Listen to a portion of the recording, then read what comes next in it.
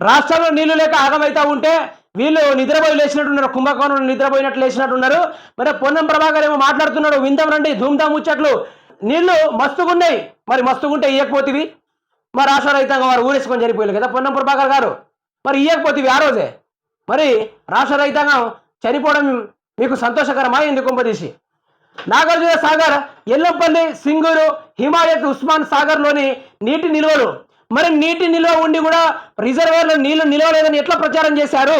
మీరు ఎట్లా ప్రచారం చేశారు? మొన్నటికి మొన్న మాట్లాడావు కదా పొన్నం ప్రభాకర్ గారు, మొన్న మాట్లాడినావు కదా. అరేబియా సముద్రం సహకరించకపోవడం వల్లనే ఈరోజు వర్షాలు లేవు, రిజర్వాయర్లో నీళ్లు లేవు, కరకాటకలు వచ్చినాయి మీరే చెప్పారు కదా. మరి నీళ్ళు ఎక్కడి నుంచి వచ్చినాయి? మళ్ళీ ఊరి నాయంది కొంపతీసి రిజర్వాయర్లా. భూగర్భ జలాలు పడిపోయి ప్రజలకు ఇబ్బందులు, ప్రతిపక్షాల ప్రజలను భయపెడుతున్నాయి.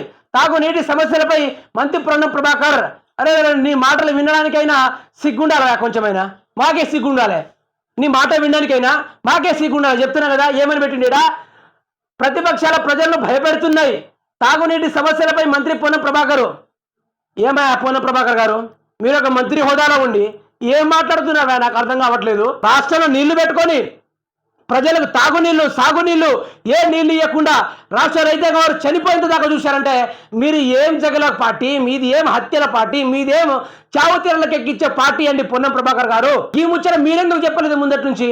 ఈ ముచ్చట మీరు ఎందుకు చెప్పలేదు? ప్రతి ఒక్క ప్రెస్ మీట్లా అరేబియా సముద్రం సహకరించలేదు, అందుకనే తెలంగాణకి అరేబియా సముద్రానికి డీలింగ్ కుదరలేదు, అందుకనే తెలంగాణ రాష్ట్రం ఎండిపోయింది, అరేబియా సముద్రం అలిగింది, నీళ్లు లేదు, రిజర్వాయర్ ఎండిపోయింది, ఎవడేమో చేసుకుంటారో చేసుకోపోండి, కేసీఆర్ హయాంలో ఉన్నప్పుడు నీ వర్షాలు పడలేదు, అందుకని రిజర్వాయర్ నీళ్లు లేదని చెప్పిన మీరే మంత్రి గారు ఈరోజు వచ్చేసేమో ప్రతి ఒక్క సాగర్ల నీళ్ళల్లో పుష్కలంగా, ప్రాజెక్టుల్లో, రిజర్వాయర్ల పుష్కలంగా నీళ్లు ఉన్నాయి, బీఆర్ఎస్ పార్టీ వాళ్ళు ఆగమాగం చేస్తున్నారంటే వీళ్ళ దొంగ మాటలు.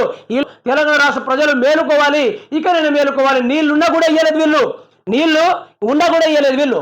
మరి నీళ్లు ఉన్నా కూడా ఇయ్యలేకుంటే మరి వీళ్ళని ఏమంటారు? తెలంగాణ రాష్ట్ర ప్రజల మీరే అర్థం చేసుకోండి. రాత రైతాంగం వారా, మన ముందు చనిపోతూ ఉంటే, మన ముందు అందరూ ఆగమవుతూ ఉంటే మరి వీళ్ళకు నీళ్ళు ఇవ్వడానికి ఎందుకు శాతం కావడం లేదు అంటే వీరు చావులను ముందు పెట్టుకొని రాజకీయాలు చేద్దామనే ప్లాన్ తోటి ముందుకు సాగారు. ఇది తెలంగాణ రాష్ట్ర ప్రజలకు అర్థం కావాలి.